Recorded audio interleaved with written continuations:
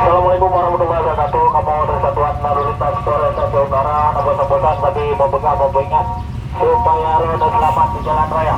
Bagi kendaraan yang roda 2, kedua-dua tegaga jarak 2 atau pakai helm berkerucut apabila berboncengan. Alian depan beristasi kelengkapan seperti SIM dan STNK. Dijaga ngecek pada T tidak penting. Alian pegang pion kiri keadaan plat tunggu ikut. Nah, bagi pengendara yang ingat ada ke sekolah ada dulu jarak 2. Ibu-ibu, bapak-bapak, ada dulu belum helm nabo. Nah, nabusuk ke ada roda supaya bu di saat terjadi kecelakaan Hana berkaulan don. Ya, apabila lampu kamera abang digali, nunggu ibu dan digali. Ada dah maju supaya aku memberi kesempatan kepada orang lain untuk dilewat. Nah, menyodor lewat untuk motor tak. Saya ajak orang lagi.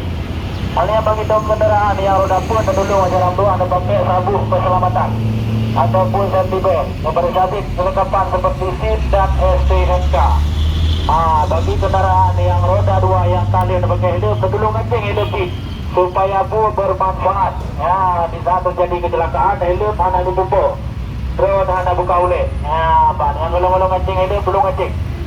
Mungkin nyopi yang juga mau sampaikan lebih ngurung kamu lagi mah. Assalamualaikum warahmatullahi wabarakatuh.